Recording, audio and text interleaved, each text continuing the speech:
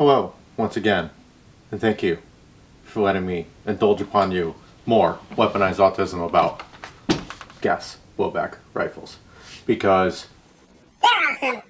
I love them. I hope you do too. And if you're on the fence about it, I hope this helps maybe steer you into the dark side of gas blowback rifles and not sitting there with 250 rounds in your mid cap or 300 rounds in your high cap and just spraying and praying. It's not as fun. It's mo better this way. Mo better. And if you're a returning customer, thank you very much. You're why I do this. All one video I've made so far. You're the reason why I do it. But I realized nobody cares who I am or anything, but that's fine. Hey, my name's Mike. I've been playing BBwarz since 2000. I hate to say it, 2005 was my first airsoft game. A little place in East Hampton, Connecticut, and I caught the bug real hard, and I'm still doing it today. I've been to tons and tons of anything from national level games to your weekend backyard games and everything like that. And in doing that, that has given me a very large opportunity to meet some fantastic people and play with some fantastic toys. And that's what I want to talk to you about today, is fantastic toys. My latest weaponized autism, and what tickles my tism lately, has been gas blowback rifles. All right, the realism, the feel of the rifle, the overall vibe of running gas blowbacks has kind of like reinvigorated my love with airsoft. It got a little stale for a while. I'm sure everyone that's been doing it for a while can attest that sometimes it just gets stale. I got into these about a year ago, this winter. I picked this Tokyo Marui MWS last spring, or almost last winter, and it pretty much changed the way I play now, and I'm thoroughly enjoying it. And what I wanted to talk to you about, and everyone, is how I make this be as effective as everyone else with a regular AEG with a lot more ammo already loaded, not necessarily carried, but already loaded, and being able to put down the volume of fire that an AEG can do at the same time, using the same volume of fire, but with less BBs.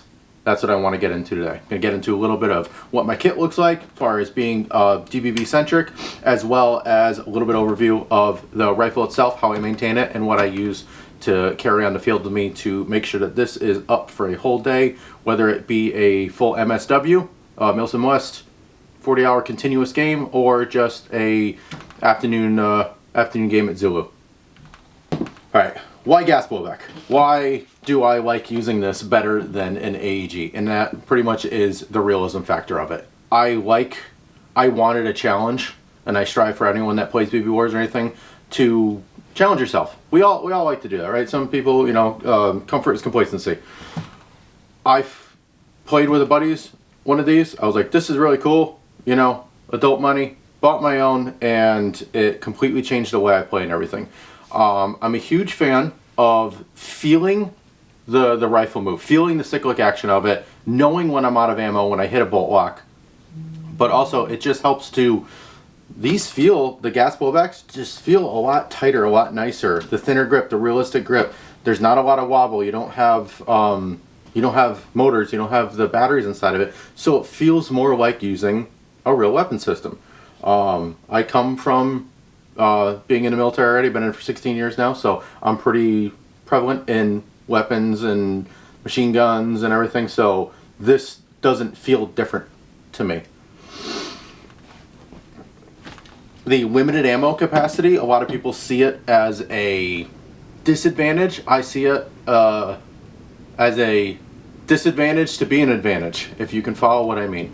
Meaning that having a limited supply of ammo, if I'm at a full combat load of 6 or 7+1 in the gun, that's about 230 rounds, I just need to place my shots and take that first shot and try and get a first round of positive effect on target or a second round positive effect on target. I know I don't have 30 BBs to just waste on one guy, So it enables you to be a better player because you're taking away that massive amount of volume of fire where everyone that has a tiny little MP7 can be a saw gunner. It enables you to think more tactically, think about how you're going to maneuver, think about where you're going to place your final firing position if it's like you're moving to contact, or even in that reflex shot, instead of just, there's about 50 rounds, that 1 or 2 rounds when you're driving on, you're coming on your sights, you're coming on target. I actually found that running a gas blowback has aided in my reel shooting a little bit because I'm not doing this. I'm not aiming down the barrel. I'm not doing the middle finger right here. I'm coming up on my weapon, I'm drawing, I'm looking through the sights, I'm putting either a dot or on this, the crosshairs on the target and squeezing your trigger with purpose and intent like a real rifle. So this has actually aided a little bit into my reel shooting as well as the other way around. That muscle memory of hitting the ping pong paddle, hitting the bolt release when you're doing a load, feeling a slide lock, it really maintains that milsim aspect of it. Another thing, this thing breaks a lot less than my AEGs. I'm pretty hard on AEGs. Best one I have is Fatco. Check him out if you ever have the money or you want to buy a stellar AEG. I've got 2 Fatcos. I love them. They don't break, and when one thing went wrong, you send it back to them. It's great. But from getting into gas blowbacks, there's very less moving parts. There's no electronics. You're not going to strip a piston. Most of the time, the problems that exist in this are due to user error of not cleaning it, bad ammo, and 9 times out of 10, that only is a problem with your bolt, which can be easily swapped out and serviced to a different one. I always carry a spare bolt, a whole bolt carrier with me, so that way if I need to, I can swap that out in the event that I have a failure and get the weapon system right back up. For a trigger failure or some sort of gas failure, that's a remedial action that you're probably going to have to go back to either the parking lot or use a toolkit or something like that and fix something internal. But most of the actual gas system, it's all in the bolt. Bolt in the magazine. The gas regulator, it's on the back of the magazine, but those, as long as you keep them semi-lubricated, they'll work fine. I have been running this for a year, and I have had one problem, and that was my own fault because I had a BB jam, racked my forward assist, and it broke the bottom of the BB feeding lip off, and that was my own fault. So reliability, I'd say these are almost more reliable than AEGs. A lot of people, there's a few videos out there if you want to search for them and everything, but gas blowbacks in the winter or in the cold. You just need to change either your output using what's called an impasse. Don't ask me what that stands for, couldn't tell you, but you can adjust the gas pressure on this. So you could roll that as well as using different types of gas. You've got green gas, you've got red gas, you've got black gas. Comparable to that, you've got your MAP and your propane. I generally use MAP and propane versus that, and I just clean this and I lube it with silicone grease versus running green gas. I have found that with green gas, with lubricant added to it, it makes inconsistencies in my shot because a little bit of that silicone gets on the BB and it leads to some stray BBs. I like the consistency of it, so I run dry gas in this or MAP when it starts to get colder. Basically, if it's below around 65, 60 degrees Fahrenheit, I'll swap to this depending, or I'll swap to this if it's like 60 degrees and I roll the impasse down a little bit so I can still not meet field boundaries, or field rules, excuse me, not boundaries. But anything above that, the propane seems to work pretty good.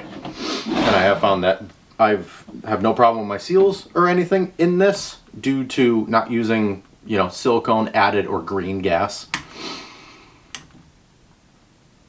I just use zero weight grease on my bolt and upper and everything like that, and then the magazines once a year I found that I just kind of take them apart, re-lube the seals and everything like that, spray one thing of silicone down, and then I purge the magazine. I fill the magazine fully up, and then psh, you know, you hit the back of the register. Back here, you hit that, evacuate all the gas, so that way all that wet silicone that didn't work its way into the seals works its way out, and you have a nice, good lubricated magazine. Okay, so with that, how do you GBBR and have fun yet still maintain the same level of play?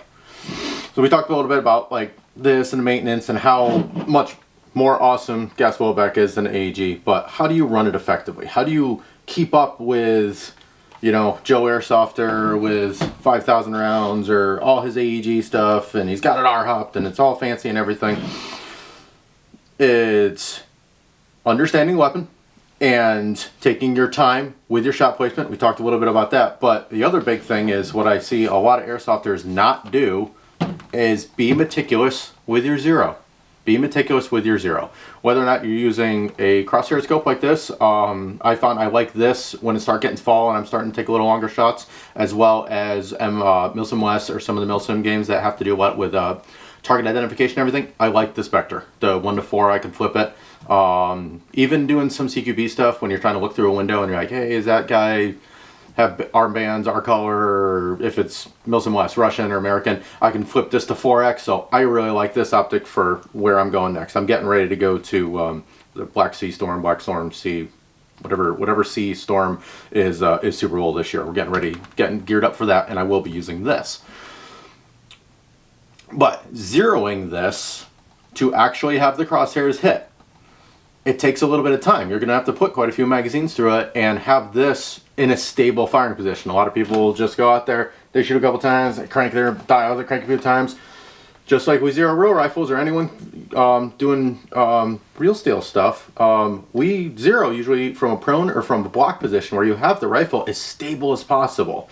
Not saying you need to do that for a BBwarz because, yeah, they're not that accurate, but I generally have a block and I'll do it from at least kneeling against something. I have a little stop right here. I'll put that against it and I zero my optic to the best I can. So wherever my typical engagement distance, which I find for airsoft is what, 20 to 30 meters at most. That's generally your sweet spot for your BB impact of where you're typically going to be engaging people. In a urban to outside to woods to inside, you know, I'm from New England, so I play a lot of the places around here. So it's a mix of urban and outdoor. So the engagement distance are a little longer than CQB. So I'll put my crosshair, my zero plane crosshair, for impact at about 25 to 30 meters. So I know if I'm engaging farther than that, cool, I'll use the drop compensated reticle, or for, I also have an XPS3? Yeah, XPS3 EOTech for this. I know I just have to hold higher.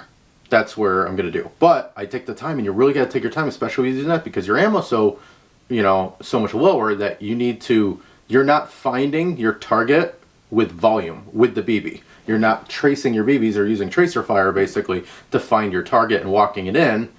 You want to be able to put crosshairs on and have that BB hit. So spending your meticulous time and zeroing your optic is a really, really important part of being able to run a GBBR and have fun with it, because then you don't need to waste half your magazine to, try and walk your BBs into one target. 15 shots, which most people that run AEGs and everything, that's nothing. That's what they use to just find the target. That's half your magazine in this. Between 30 and 35 rounds, I usually only put about 30 to 32 rounds in here because I don't want to compress the spring too far down, and that leads to some topside failures.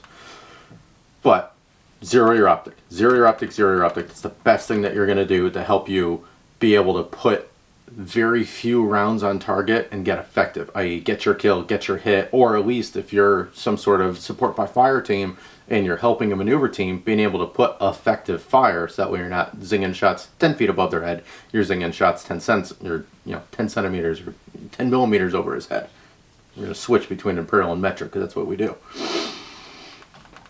Alright, then everything else far as running this is the same. I do have my NGAL on here and the Insight, just because I do play a lot at night. I play a lot of Milsim West and everything, so we do a lot at night. So zeroing your laser. You don't need to zero your light and everything, but having the ergonomics of it, of when I need to actually use it. I've got this little push button here that works great, but zeroing your laser. The way I do that is I go outside, I'll put my 20 meter, 30 meter target up, I zero my visible laser first, and then come nighttime, put my goggles down, and I just walk my IR laser into my vis laser. So I'll put the spot, lock the gun in, and then I bring my IR laser into the same spot, and that's generally close, because a lot of people forget to do their lasers as well. Because if your laser isn't zeroed and everything, and especially with the zooming optic, you can't co-witness through your goggles or anything, you're not hitting the broadside of a barn on it. So, and with only 30 rounds, again, getting that first or second round hit, it's hugely important, and it just makes it way more fun, because then you're not burning through your combat load by your second engagement or your second person you're shooting at, just because you've wasted so much time trying to find your point of impact versus your point of aim. All right. The other thing I love talking about, I love kit. I have an obsession with gear. Like, yeah, that's all mine. I have an obsession with gear, so expect a lot more gear videos. But running your kit towards a gas blowback, kind of slightly different than an AEG in my opinion. AEG 3 mid caps, you can kind of get away with that no problem. Generally, you're going to want a little bit more. I like to do either 4 or 5 on my vest. This is how I have my AVS set up, as far as I'm going to be a squad leader for Milsim West, so it's a little bit more centric towards ATAC and comms and all that fancy stuff, but lose the comms and lose the ATAC, I still am carrying the same magazine and ammunition load than I would in a standard game. So I'll usually do 3 or 4 up front. I carry my speed loader always on the side, right here, so easily accessible. If I don't have it there, I have it in the dangler pouch. So easily accessible, because you have to think, anytime you have down time, either after an engagement or if you've used the magazine, this is sitting in your dump pouch, you know, all right, cool, we're all clear. Bring that up and top that magazine off. If you just think of any time you have a pause in the fight, a pause in combat, top off your magazines. Because generally, especially with the Tokyo Maruis, I can get 3 full magazines out of this, especially in the summer, of firing of gas. 3 magazines. So I can top this off and not have to worry about trying to get gas to it. I can just top it off with BBs and I'm set. Put it right back in my rack. Boom. I'm back to having a full combat load. You know, some engagements, absolutely, you're going to burn through 3 or 4 mags.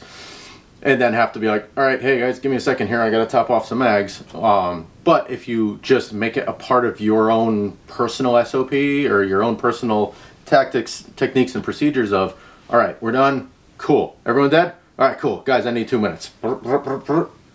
Lock in some more BBs and everything, and then you're plussed up. You're good. Your combat load's all good again.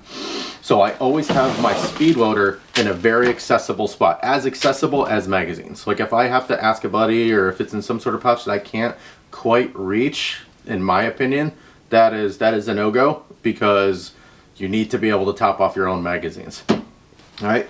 With that, I do carry my gas on here. I have found that those Faro Concepts Roll 1s, or a buddy of mine makes his own, shout out Gabe, he's made me a few. The Faro Concepts Roll 1s on the back hold either Lancers, these bottles of gas, or these. They're a little tighter, but they hold these perfectly. So I just take my med kit out of here for when I'm doing real deal stuff. I take my med kit out and I just put my gas in there. It holds it fine, and I can manipulate it where I can reach behind me, push it out one side, regas my mags, push it in the other side, tighten up the cores. I can self-access that for when I start running low on gas. So when I've done through those 3, full magazines, or it's getting later in the day, it's later in the engagement for like an all-day game or something like that, and I know I need to top my magazines off, I've still got my gas right there too. So that enables the gun as a gas blowback and being limited on ammo and everything to keep you plussed up, to keep you always having at least 1 or 2 mags fresh. And then if you get longer than that 2 or 3 minutes, cool, top off all your magazines. I know if I have my gas out, like if I haven't touched these, because I know my work left to right, my belt magazine is always my first one, but I know that if I've used that one a few more times, I'll pull this mag, put it in my belt, and put that one over there for a while to let it warm up a little bit, because gas blowbacks do have these things called cooldown, whereas when that gas, when it changes from propane, changes from liquid to a gas, it does cool the magazine down, which makes that expansion go slower. So you do occasionally need to rotate your mags, and that's something you're going to find out yourself of how often, and it varies on your outside temperature, how much you're shooting, how fast you're shooting. So there's a lot of environmentals that go into that decision of when you feel the need to re-index.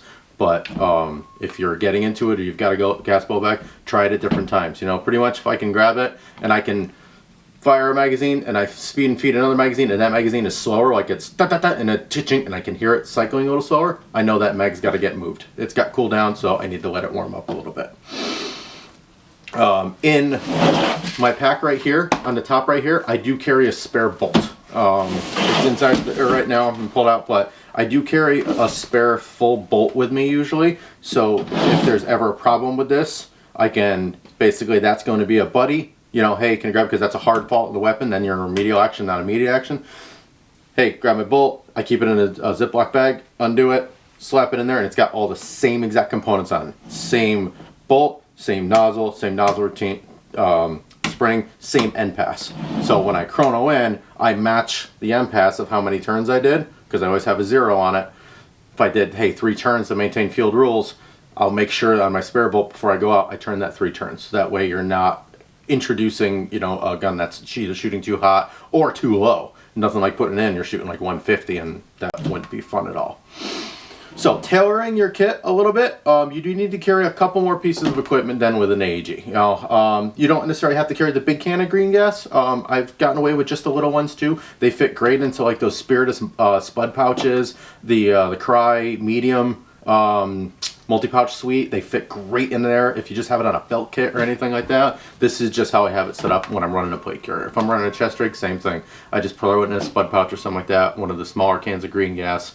They do offer those as a non-lubricated gas as well. So I just keep that in there, and then making sure that you have quick access to a speed loader, so that way whenever you have a lull in your combat or a lull in the game, you just go ahead and start topping off your mags. And I think, honestly, once I kind of figured that out, I've gone like completely black on ammo maybe once or twice, and that was when you were in an Alamo situation and you're defending a village and kind of the last one and you just have no time to reload. It's the only time it's really caught up with me where I've been like, all right, cool, I missed my AG a little bit, but it's still just so much fun. Okay, last thing I wanted to go over is keeping your gas blowback running smoothly. Like I said, it's one of the best, most reliable pieces of airsoft equipment I think I've ever used, especially when it comes to guns. You know, I've broken a lot of AEGs in my life, so having something that's pretty solid, you know, reminds me of my old PTW. You know, the thing just ran. But you do need to take care of it, and my, you know, I guess rule, or the way I look at it, is you treat it like a real firearm. That's about it. I treat it like a real gun. If I go out and shoot it, I clean it. And that's been the best thing. I've seen other people that just don't maintain it quite as well, and they generally have some problems.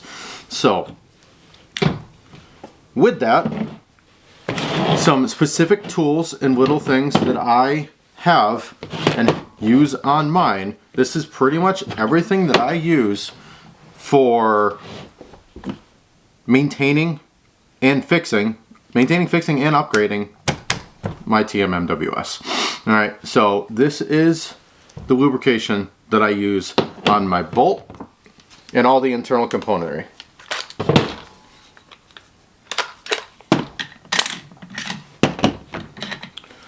So, if you actually look right here, that's pretty lubed up. I mean, that's almost a little excessive, but I'll use this on the outside of it, just a nice thin coat after this is done cleaning, especially on your wear surfaces. You can see your wear surfaces that have the silver on it right there. So right here on the side of the bolt, right here on the side of the bolt, and then especially on the back towards the tail cap and then your wheel right there, that's the spot that contacts your upper the most. So I'll put a little bit of this zero weight super lube grease on it. It's a silicone based lube and everything. You'd be amazed after you go out and play with this for like a whole weekend or a very aggressive game where you shot a lot of ammo, how dirty it actually is, because the propane itself and taking in all the environmentals, because think about it, it's not an AEG. When your dust cover's open, it's taking everything in its environment, all that sand and grit and dirt, and putting it right down the barrel. I will use a bore patch kit like this and clean the barrel each time. That I'll use silicone spray, your standard silicone spray. Doesn't have to be anything fancy, like the WD-40 brand stuff, or I think I got DuPont stuff, works great. I do have a little accessory kit right here that has multiple bits, because sometimes I do like to take this fully down. Basically 2 screws right here, pop the back plate off, and then you can pull the whole gas system kind of out of it and then clean that, as well as adjusting the end pass, which is on the inside right here. That's simple. That's just an Allen key on the inside of it. But you need some sort of micro tool set like this to get into some of the pieces right here, and then anything inside the trigger can be useful with that set of Allens. Just that helps with some of the accessories on the outside of it that have Allen keys and everything. I have another one of these, which is also the Torx adapters. But what I also carry with me, not necessarily on the field, but this is usually more at the car for an open game or staging. Even for a Milsim West, I generally don't carry this whole thing with me. But these are all my wearable parts and accessories I bring with me whenever this gun goes somewhere. Whenever this gun goes somewhere, this comes with me. Might not be in the field, but it's at least in the car, able to get quick and easy access to. And it's a lot of the consumable parts that I like to carry. I have spare nozzle return springs. This is a predominantly known failure point for the stock one on the TM. So I have a couple of the Guns Modify ones, as well as the Dynamic Precision, or Dynamic Performance ones, excuse me.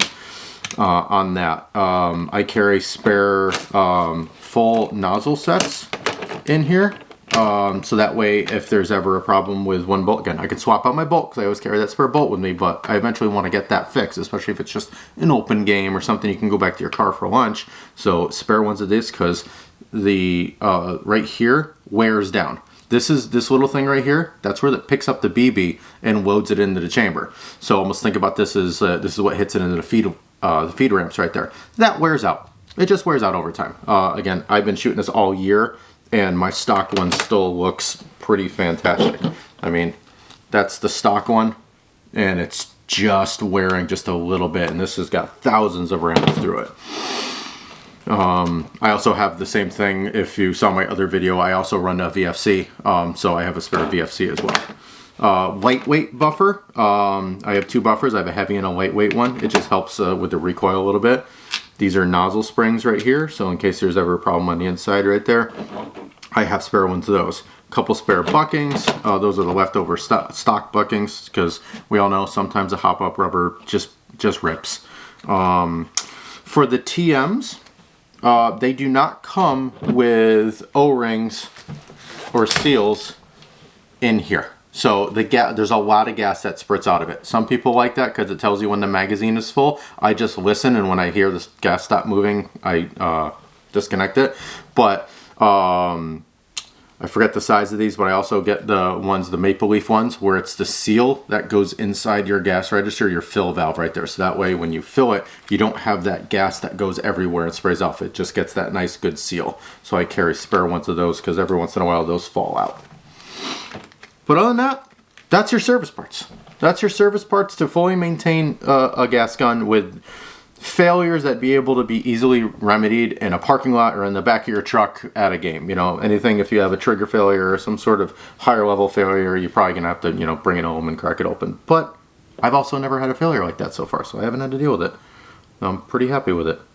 But that's what I carry with me as part of my little gas blowback ready kit. Okay, everyone, that's it. That's my tricks and tips for making gas blowback fun.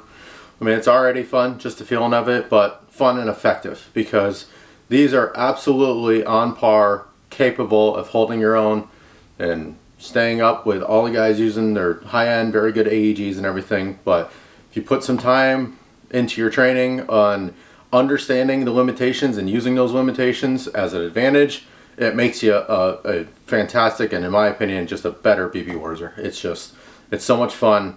I thoroughly enjoy it. I nerd out on this, and I thank you for letting me spend this past 20 minutes with you, letting me tism out for a bit, because I love this game. I love this hobby, sport, whatever you want to call it. But I hope you guys love it just as much as I do. And if you're thinking about getting into GBRs, or you have one, and you're like, yeah, it's a little novelty item, maybe give it another try, because it really, really will wake something up in you, and makes BBwarz just that much a little bit more fun and everything like that. But until next time, or next video, thank you again for letting me share your time with you, and I'll see you.